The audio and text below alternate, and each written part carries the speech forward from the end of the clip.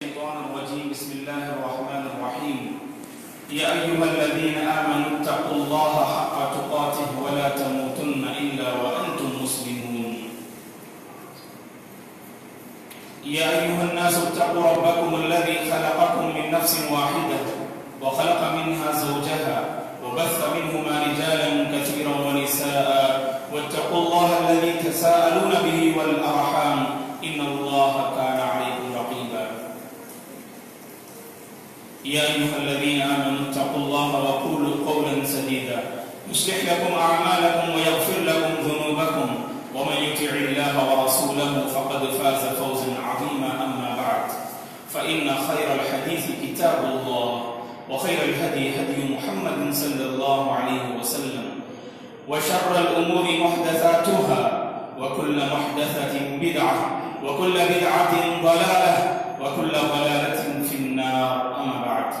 فأعوذ بالله من الشيطان الرجيم ولقد خلقنا الإنسان ونعلم ما توسوس به نفسه ونحن أقرب إليه من حبل الوريد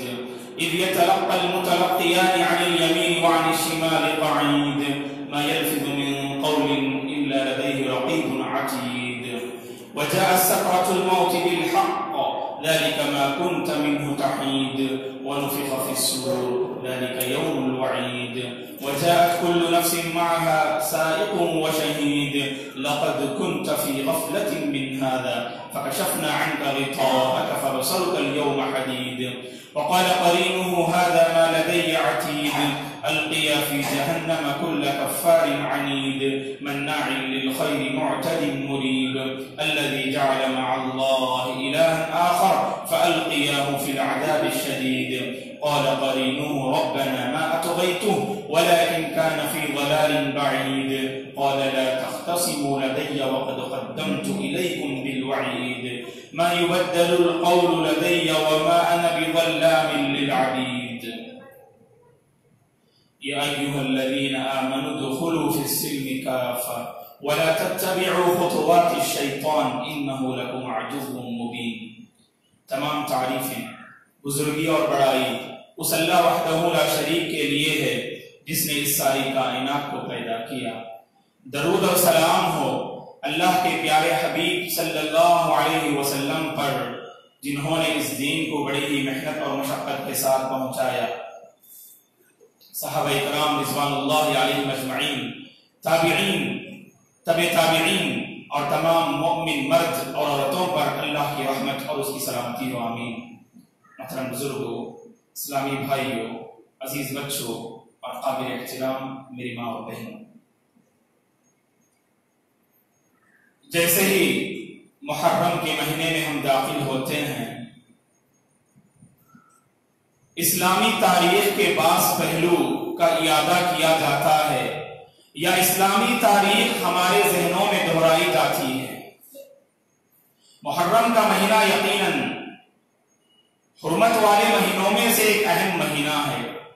اسلامی تاریخ کی شروعات اسی مہینے سے ہوتی ہے اور جس کا اندازہ اور حساب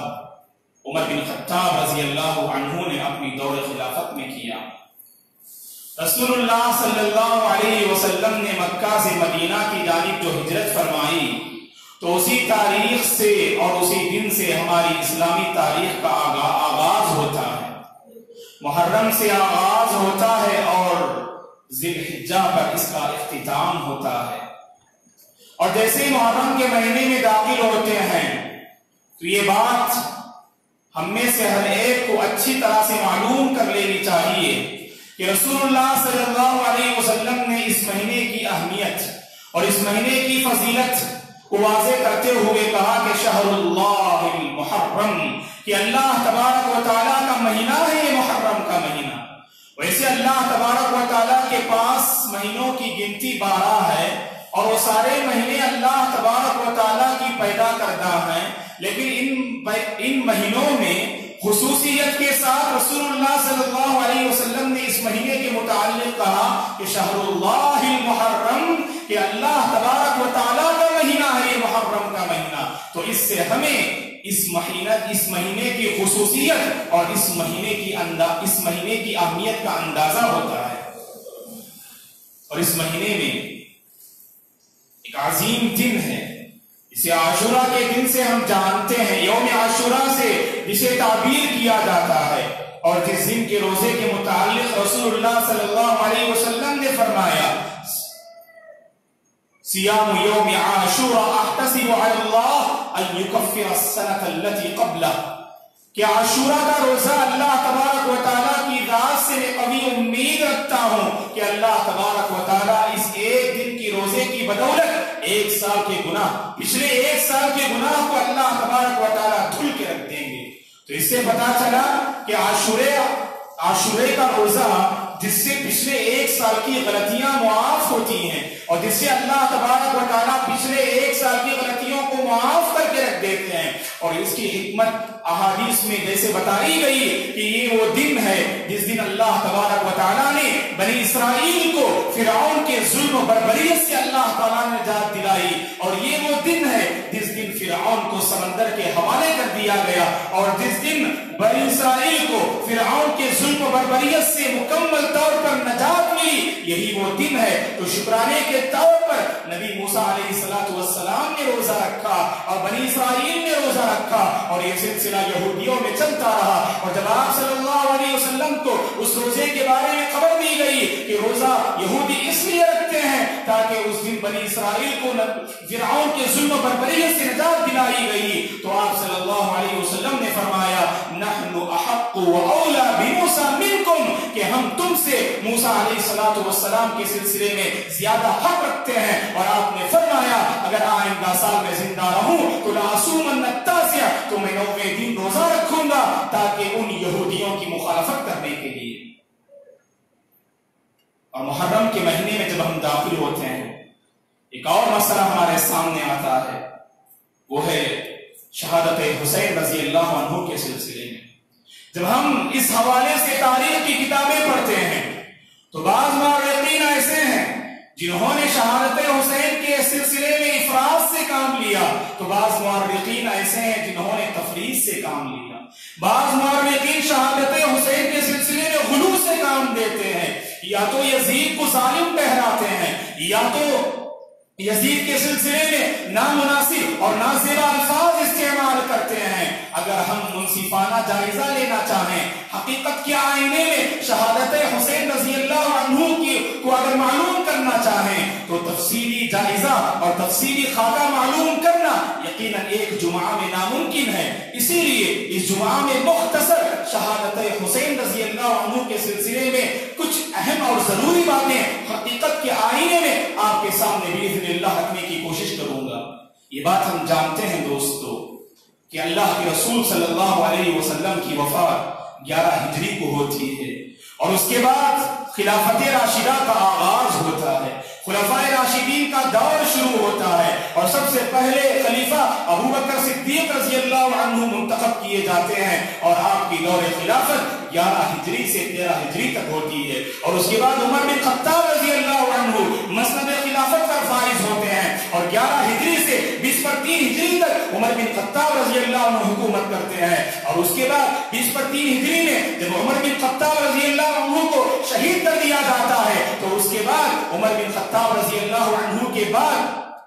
عثمان بن عفان رضی اللہ عنہ خلافت کو سنبھالتے ہیں، جن کی خلفائے راشدین نے سب سے لمبی مدت شمار کی جاتی ہے، جنہوں نے 12 سال حکومت کی، جنہوں نے 12 سال خلافت کی۔ 20/3 ہجری سے 30/5 ہجری تک عثمان رضی اللہ تعالی عنہ خلافت کو سنبھالتے ہیں، اور 30/5 ہجری میں عثمان رضی اللہ تعالی عنہ کو شہید کر دیا جاتا ہے، اور عثمان رضی اللہ تعالی عنہ کو جب 30/5 ہجری میں شہید کر دیا جاتا ہے تو اس کے بعد مسند خلافت پر علی بن ابی طالب رضی اللہ تعالی عنہ فائز ہوتے ہیں، اور آپ کی مدت خلافت 5 سال ہوتی ہے، اور 40ویں ہجری میں علی بن ابی طالب رضی اللہ تعالی عنہ کی بھی شہادت ہو جاتی ہے۔ تو گویا کہ یہاں تک خلفائے راشدین کا دور کہلاتا ہے۔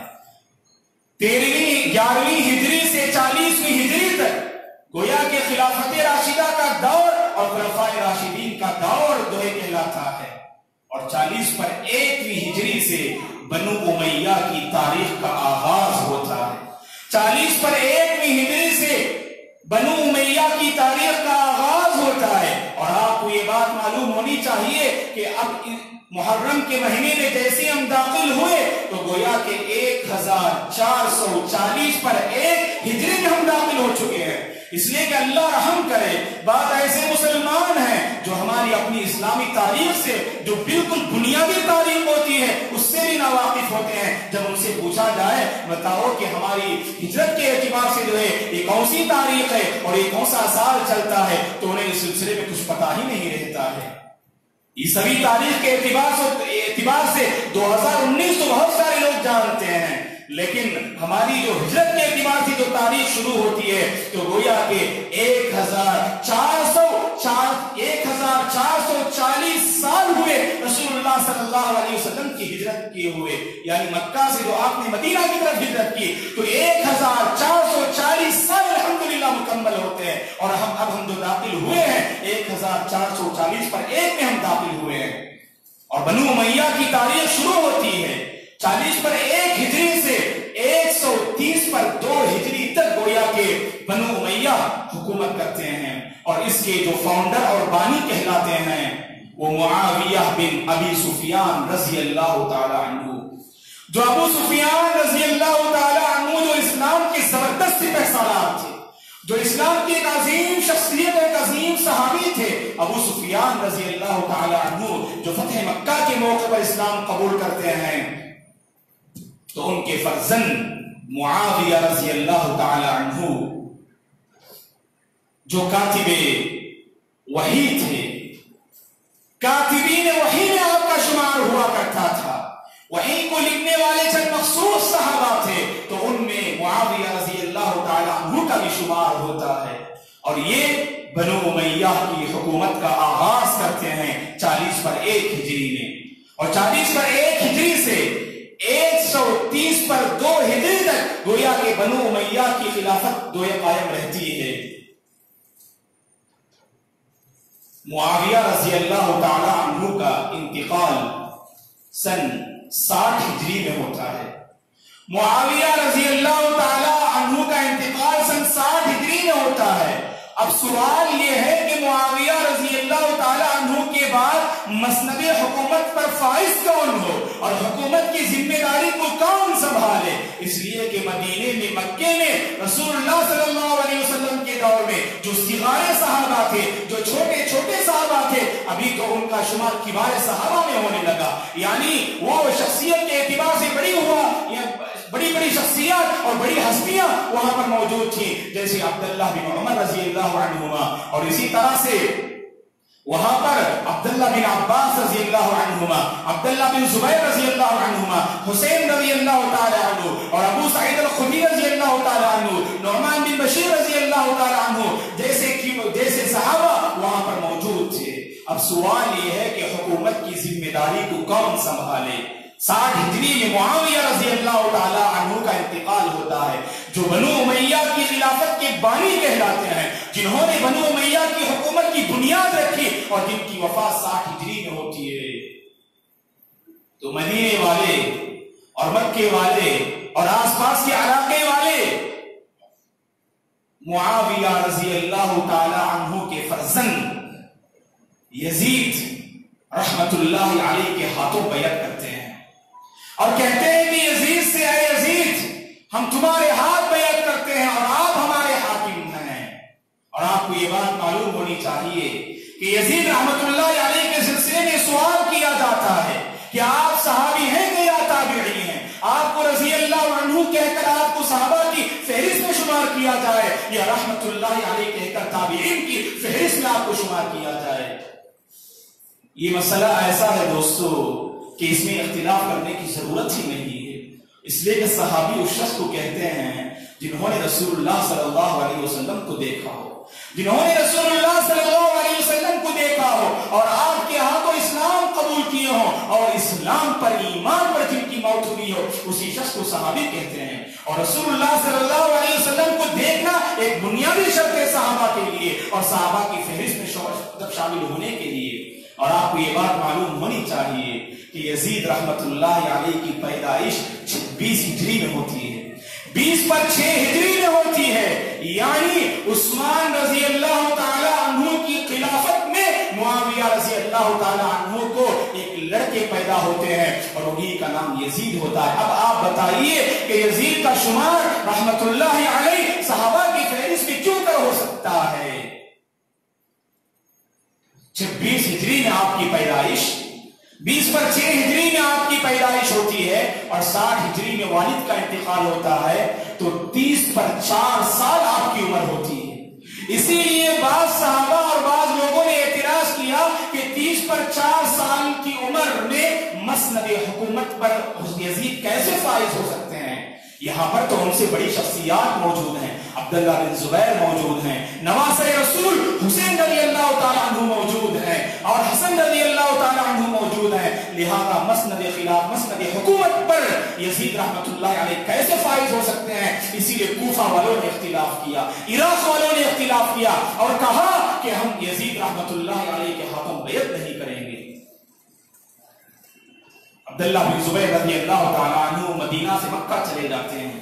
اور حسین رضی اللہ تعالیٰ عنہ کے بارے میں بھی محققین نے لکھا ہے کہ آپ نے بیعت کیے بغیر گویا کہ مدینہ سے آپ جو مکہ روانہ ہو گئے، مکہ آپ چلے گئے. اور ادھر عراق والے خصوصاً کوفہ والوں نے بارہا آپ کو خط لکھا. کسے خط لکھا؟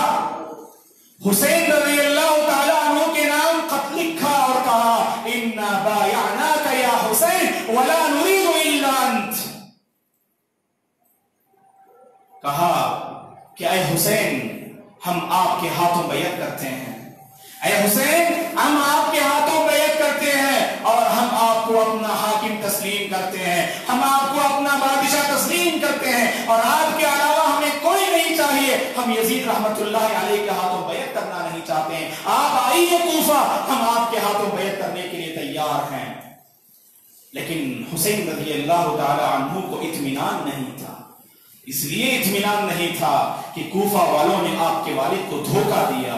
علی رضی اللہ تعالی عنہ کو عبد الرحمن بن ملجم نے جو دھوکے سے قتل کیا اور آپ کی شہادت کا جو باعث بنا، اس کے اہم ذمہ دار تو کوفہ والے تھے جنہوں نے آپ کے ساتھ بے وفائی کی. اسی لیے مورخین نے لکھا ہے الکوفی لا یوفی، کہ کوفہ کا رہنے والا جس کے اندر وفاداری آپ کو نظر نہیں آئے گی، کیونکہ انہوں نے عبد الرحمن بن ملجم کے ذریعے سے علی رضی اللہ تعالی عنہ کو انہوں نے شہید کر دیا. اسی لیے حسین رضی اللہ تعالی عنہ کو اطمینان نہیں تھا. لیکن بار بار جب انہوں نے آپ کے نام پر خط بھیجا، وہاں سے مکہ اور مدینہ میں جب آپ وہاں پر موجود تھے، خط بھیجا کہ آپ ہمارے پاس آئیے اور ہم آپ کے ہاتھوں بیعت کرنے کے لیے تیار ہیں. معاملے کی تحقیق کے لیے، خبر کی تحقیق کرنے کے لیے حسین رضی اللہ تعالی عنہ اپنے رشتہ دار مسلم بن عقیل رحمت اللہ علیہ کو بھیجتے ہیں کہ وہ جائیں مدینہ سے کوفہ اور کوفہ کے حالات معلوم کر کے آئیں. اگر کوفہ والے واقعی بیعت کرنا چاہتے ہیں کہ یا نہیں، یا وہ اپنے اندر دھوکہ دہی اور بے وفائی رکھتے ہیں. اس خبر کی تحقیق کے لیے حسین رضی اللہ تعالی عنہ مسلم بن عقیل کو بھیجتے ہیں کہ جائیں اور وہاں پر کوفہ کی حالت کو معلوم کر کے آئیں. تو کوفہ روانہ ہوتے ہیں، مسلم بن عقیل مدینہ سے کوفہ روانہ ہوتے ہیں اور چند دن وہاں قیام کرتے ہیں. اور نعمان بن بشیر رضی اللہ تعالی عنہ کوفہ کے گورنر ہوتے ہیں اور وہاں پر ہانی بن عروہ رحمت اللہ علیہ نام کے ایک شخص ہوتے ہیں جنہوں نے مسلم بن عقیل رحمت اللہ علیہ کا ساتھ دیا اور انہوں نے اپنے گھر میں آپ کو ٹھہرایا. مسلم بن عقیل کو ہانی بن عروہ نے ٹھہرایا. اور جیسے ہی مسلم بن عقیل کوفہ پہنچتے ہیں، کوفہ والوں کو خبر ملتی ہے حسین رضی اللہ تعالی عنہ معاملے کی چھان بین کے لیے مسلم بن عقیل کو بھیجے ہیں. تو بڑی خاطرداری کرتے ہیں، بڑی مہمان نوازی کرتے ہیں اور اتنا یقین اور بھروسہ دلاتے ہیں کہ کوفہ والے واقعی حسین رضی اللہ تعالی عنہ کے ہاتھوں بیعت کرنا چاہتے ہیں. اور چند دنوں کے بعد جب مسلم بن عقیل کو اطمینان ہوتا ہے کہ ہاں کوفہ والے ہمارے ہاتھ بیعت کرنا چاہتے ہیں، تو وہاں سے وہ خط بھیجتے ہیں کہ یہ کہہ کر کہ آپ آئیے کوفہ، تشریف لائیے. کوفہ والوں میں کسی قسم کی بے وفائی کا کوئی خطرہ نہیں ہے، بلکہ وہ لوگ تو پوری خاطرداری اور آپ کے منتظر ہیں. آپ آئیے اور آپ کے ہاتھوں بیعت کرنے کے لیے وہ تیار ہیں. اور جیسے ہی حسین رضی اللہ تعالیٰ عنہ کو خبر ملتی ہے کہ کوفہ والوں کے سلسلے میں کہ وہ آپ کے ہاتھوں بیعت کرنا چاہتے ہیں، انہوں نے جب اطمینان کا اظہار کیا مسلم بن عقیل نے، تو اس خبر پر تکیہ اور بھروسہ کرتے ہوئے حسین رضی اللہ تعالی عنہ مدینے سے روانہ ہوتے ہیں۔ اور جب صحابہ کو خبر ملتی ہے، عبداللہ بن زبیر رضی اللہ عنہ جو مکے میں تھے، جب ان کو خبر ملتی ہے، اور چند صحابہ جو مدینے میں موجود تھے، جب ان کو خبر ملتی ہے کہ حسین رضی اللہ تعالی عنہ کوفہ کا سفر کر رہے ہیں اور چند جو ہے ساتھیوں کو لے کر، تو اس وقت صحابہ نے آپ کو روکا اور کہا کہ آپ کوفہ مت جائیے، کیونکہ کوفہ والوں کی بے وفائی تو معروف ہے، انہوں نے آپ کے والد محترم کے ساتھ کیا کچھ نہ کیا یہ سب آپ جانتے ہیں، لہذا آپ وہاں تشریف نہ لے جائیے۔ انہوں نے آپ کو سمجھایا، لیکن حسین رضی اللہ تعالی عنہ کو مسلم بن عقیل کی جب وہ خبر پہنچتی ہے تو آپ اپنے دل میں کچھ اطمینان محسوس کرتے ہیں، اس لیے وہاں سے آپ روانہ ہو جاتے ہیں اور کوفہ کی طرف آگے بڑھ جاتے ہیں۔ لیکن جب آپ مدینہ سے نکلتے ہیں تو مورخین نے لکھا ہے کہ ذی الحجہ کے مہینے میں آپ نکلتے ہیں، اور ذی الحجہ کی 8ویں تاریخ کو آپ نکلتے ہیں، یوم الترویہ جسے کہا جاتا ہے، ذی الحجہ کی 8ویں تاریخ کو یوم الترویہ کہا جاتا ہے، اور 8ویں تاریخ کو آپ مدینے سے نکلتے ہیں۔ اور ادھر 9ویں تاریخ ذی الحجہ کی 9ویں تاریخ کو کوفہ والوں کو جب خبر مل گئی حسین رضی اللہ تعالی عنہ کے پاس وہ خط پہنچ گیا اور وہاں سے وہ روانہ ہو گئے کوفہ آنے کے لیے، تو جیسے ان کو خبر ملتی ہے ہانی بن عروہ جنہوں نے مسلم بن عقیل کو پناہ دی تھی ان کو کوفہ والے گرفتار کر لیتے ہیں، اور جب مسلم بن عقیل کو پتا چلتا ہے کہ کوفہ والوں نے ہانی بن عروہ کو اس لیے قید کر دیا کیونکہ انہوں نے مسلم بن عقیل کو پناہ دی تھی، اپنے گھر میں انہوں نے جگہ دی تھی، اور اس کے بعد مسلم بن عقیل کو لاتے ہیں اور ان کے سر کو قلم کر دیتے ہیں۔ جب پتا چلتا ہے مسلم بن عقیل کو اب ان کا انتقال ہونے والا ہے، یہ بے وفائی کے اور دھوکہ دہی کے ذریعے سے انہیں ختم کرنا چاہتے ہیں، فوری طور پر خط لکھتے ہیں اور اس خط کو عمر بن سعد کے حوالے کر دیتے ہیں اور کہتے ہیں عمر بن سعد سے وہاں سے حسین رضی اللہ تعالیٰ عنہ نکل چکے ہیں، لہذا فوری طور پر اس خط کو جا کر حسین کے حوالے کر دو اور کہہ دو کہ تم مدینہ واپس ہو جاؤ، اس لیے کہ کوفہ والے انہوں نے دھوکہ دیا، انہوں نے دھوکہ دہی سے کام لیا ہے اور انہوں نے غداری کی ہے اور وہ میری جان کے در پہ ہو چکے ہیں، اگر آپ یہاں پر تشریف لے آئیں گے آپ کی جان کے لیے خطرہ ہو سکتا ہے، اس لیے آپ روانہ ہو جائیے۔ لیکن ادھر حسین رضی اللہ تعالیٰ عنہ تو نکل چکے تھے، لیکن راستے میں عمر بن سعد رحمۃ اللہ علیہ پہنچتے ہیں اور ملاقات کرتے ہیں حسین رضی اللہ تعالیٰ عنہ اور آپ کی جماعت والوں سے، اور وہاں مسلم بن عقیل کا وہ خط تھما دیتے ہیں، اور حسین رضی اللہ تعالیٰ عنہ جب خط کھولتے ہیں، جب خط پڑھنا چاہتے ہیں تو خط میں یہ بات لکھی ہوتی ہے، مسلم بن عقیل حسین رضی اللہ تعالیٰ عنہ کو کہتے ہیں کہ ارجع بأہلک فإن أهل ولا يغرنك أهل الكوفة فإن أهل الكوفة كذبوك وكذبوني وليس لكاذب رأي، کہتے ہیں کہ اے حسین آپ لوٹ جائیے اپنے ساتھیوں کو لے کر، کوفہ مت آئیے آپ، کیونکہ کوفہ والوں نے دھوکہ دیا ہے آپ کو اور انہوں نے آپ کو بھی جھوٹا ثابت کیا ہے اور مجھے بھی جھوٹا ثابت کیا ہے، اور جو جھوٹ بولتا ہے اس کی کوئی رائے نہیں ہوتی ہے، آپ لوٹ جائیے۔ حسین رضی اللہ تعالیٰ عنہ کو راستے میں خبر ملتی ہے، ابھی کوفہ نہیں پہنچتے ہیں آپ، ابھی عراق نہیں پہنچتے ہیں، راستے میں خبر ملتی ہے تو آپ واپس لوٹنا چاہتے ہیں مدینہ، لیکن آپ کے ساتھ 70 پر 2 آپ کے ساتھی ہوتے ہیں جیسا کہ مورخین نے لکھا ہے، اور 70 پر 2 ساتھیوں میں وہ لوگ بھی تھے جو مسلم بن عقیل کے رشتہ دار تھے، جن کو حسین رضی اللہ تعالیٰ عنہ نے کوفہ بھیجا تھا معاملے کی تحقیق کے لیے، تو کوفہ والوں نے دھوکہ سے یا عرفے کے دن ان کو جو ہے شہید ان کو قتل کر دیا۔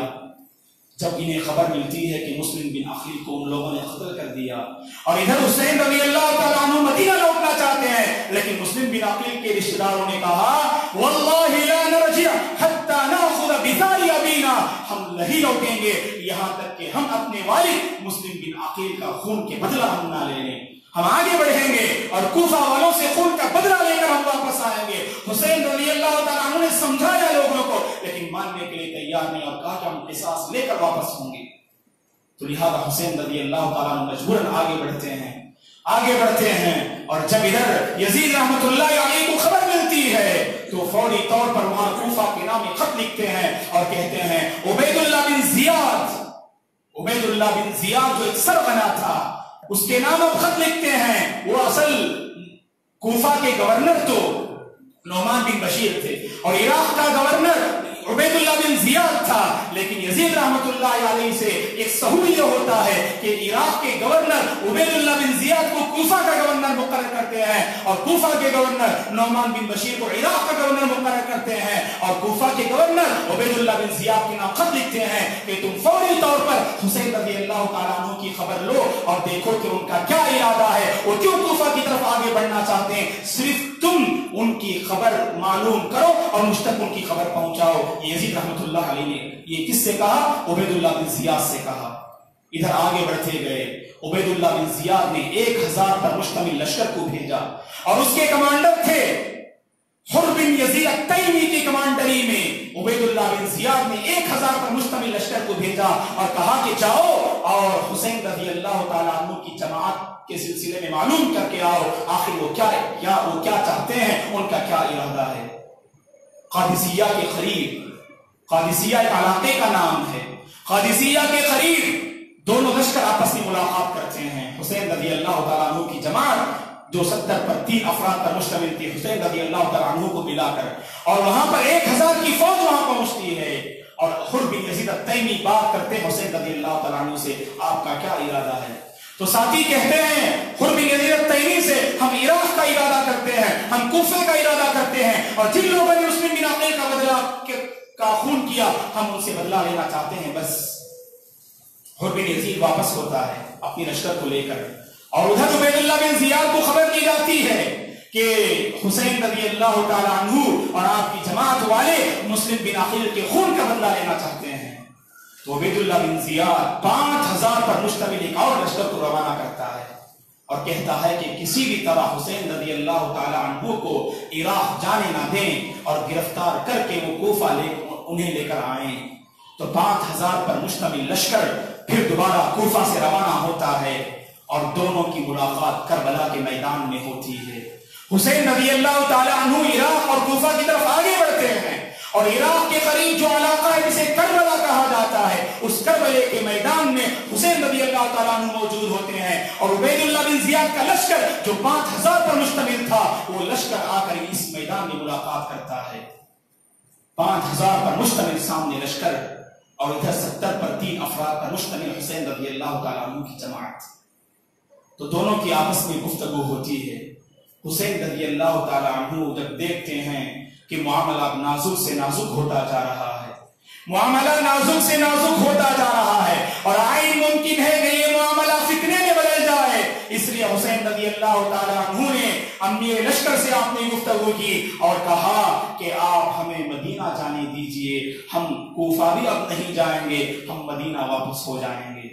اگر آپ چاہیں تو ہم کوفہ پہنچتے ہیں اور صرف جن لوگوں نے مسلم بن عقیل کو قتل کیا ان کے خون کا بدلہ لے کر ہم واپس مدینہ ہو جائیں گے. ہم کسی قسم کا فتنہ ہم نہیں چاہتے ہیں اور کسی قسم کا خون خرابہ ہم نہیں چاہتے ہیں. لیکن دیکھا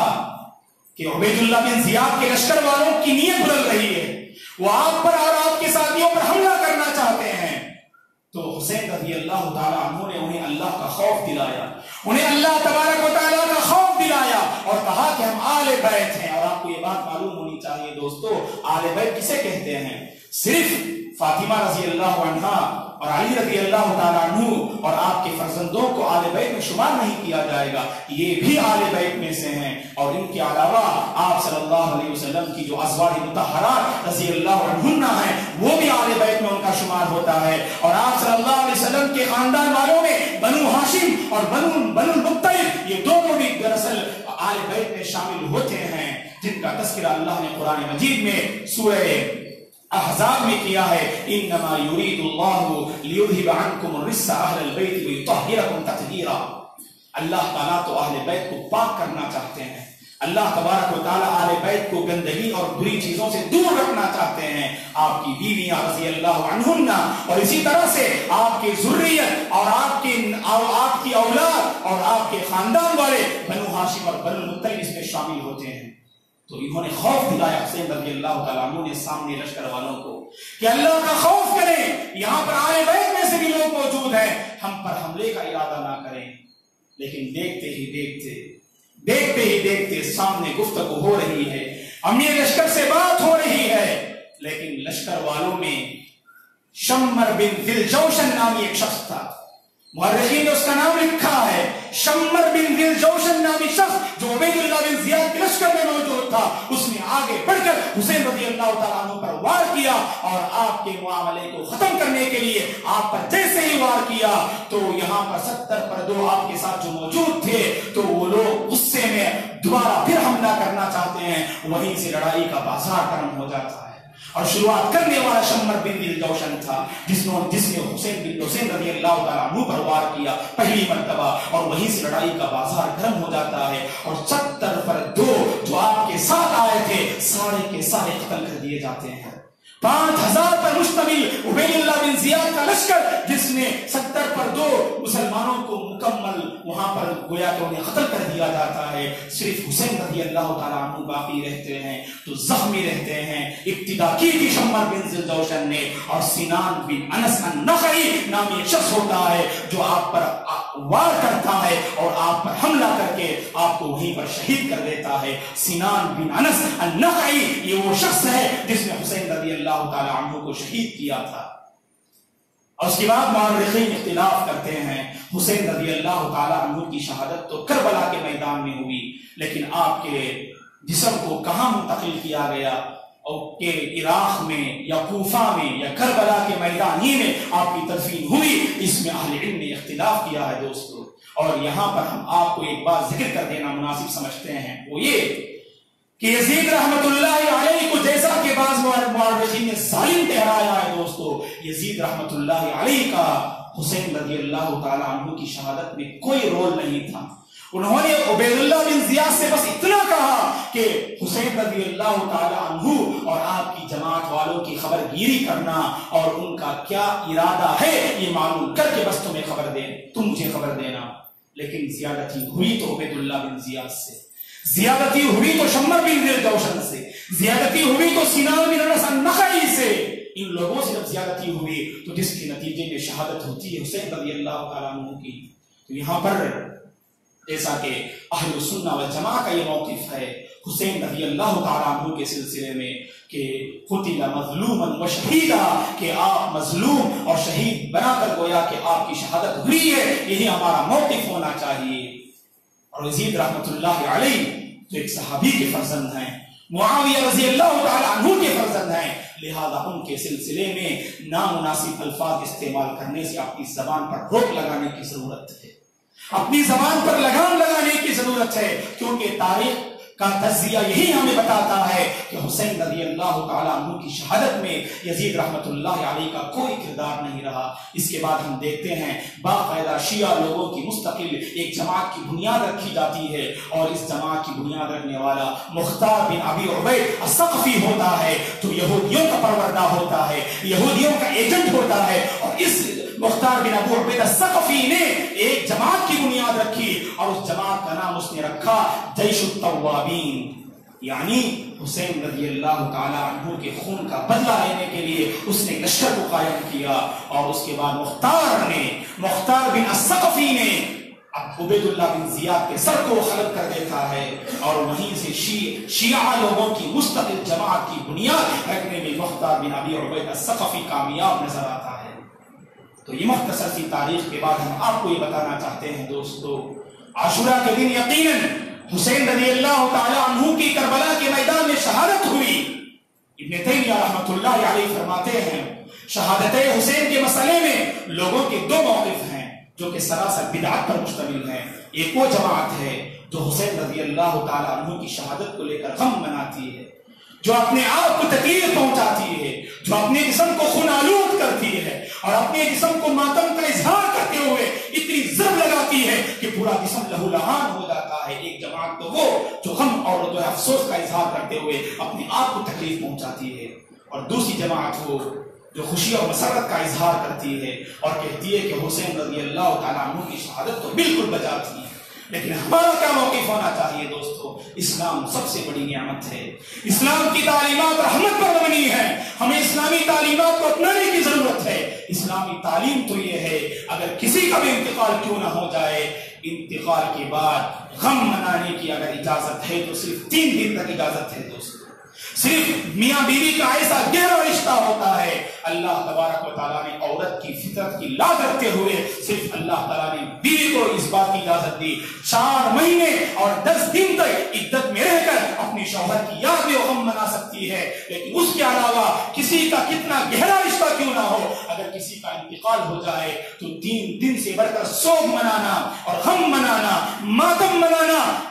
منانا اور اسی طرح سے نوحہ کرنا، چیخنا چلانا اور اپنے آپ کو تکلیف پہنچانا، اس کی کسی بھی طرح سے قطعی اجازت نہیں دوستو، گرچہ پڑھنے کے اور انتقال کے بعد ہی کیوں نہ ہو۔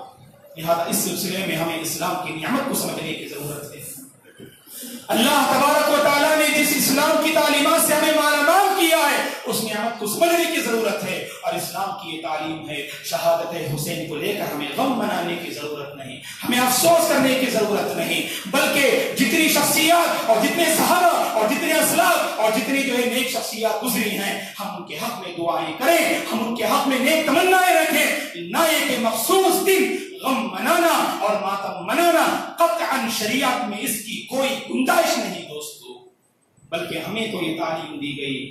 بندے مومن کی شان یہ بتائی گئی، اگر اسے نعمت ملتی ہے تو نعمت پر اللہ کا شکر بجا لاتا ہے، اگر اسے مصیبت پہنچتی ہے تو مصیبت پر صبر کرتا ہے اور صبر کے دامن کو مضبوطی سے تھامتا ہے، یہ گویا کہ ایک مومن کا شیوا ہونا چاہیے دوستو۔ ہم دیکھتے ہیں عاشورہ کے دن اللہ ہدایت دے، اللہ رحم کرے ان نوجوانوں پر، خصوصاً سٹیز کی حالت ہم دیکھتے ہیں جو شیعہ سے متاثر ہیں، یہ لوگ باقاعدہ طور پر اپنے آپ پر ماتم کرتے ہوئے اپنے آپ کو تکلیف پہنچاتے ہیں۔ قرآن مجید میں اللہ تبارک و تعالیٰ صاف طور پر کہتے ہیں اے ایمان والو تم اسلام میں مکمل داخل ہو جاؤ اور شیطان کے نقش قدم کی پیروی نہ کرو، بے شک شیطان تمہارا کھلا دشمن ہے۔ اسلام کی تعلیم تو یہ ہے، اسلامی تاریخ ہم معلوم کریں، اسلام سے محبت کی دلیل یہ ہے کہ آپ اسلامی ہسٹری معلوم کریں، اسلامی تاریخ کو معلوم کریں اور جو صحیح تجزیہ ہے وہ اپنے اندر رکھیں۔ دعا ہے کہ اللہ تبارک و تعالی ہم میں سے ہر ایک کو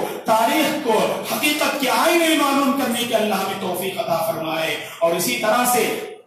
اس سے پہلے جن لوگوں کا انتقال ہو چکا ہے اللہ تبارک و تعالیٰ انہیں غریق رحمت کرے، ماتم کرنے، نوحہ کرنے، چیخنے چلانے سے اللہ تبارک و تعالیٰ ہماری حفاظت فرمائے، اور ہر ایک موڑ پر، ہر ایک قدم پر اسلام کی تعلیم کو اپنانے کے اللہ ہمیں توفیق عطا فرمائے، زیور اسلام سے آراستہ ہونے اور مرتے دم تک اس اسلام کی تعلیمات پر باقی رہنے کے اللہ ہمیں توفیق عطا فرمائے۔ آمین۔ اقول قولی ھذا واستغفر اللہ لی ولکم ولسائر المسلمین من کل ذنب فاستغفروہ انہ الغفور الرحیم۔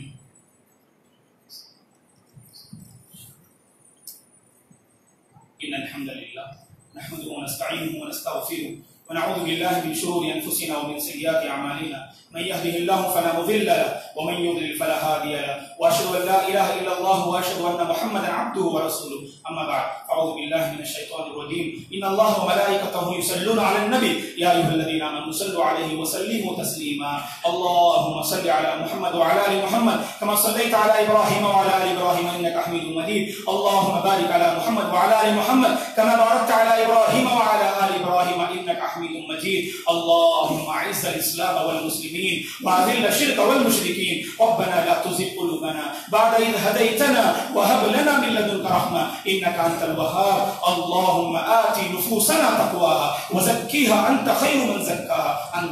أنت وليها ومولاها، اللهم أصلح أحوال المسلمين في كل مكان يا رب العالمين، اللهم اكفنا بحلالك وحرامك وأغننا بفضلك عمن سواك، اللهم أرنا الحق حقا وارزقنا اتباعه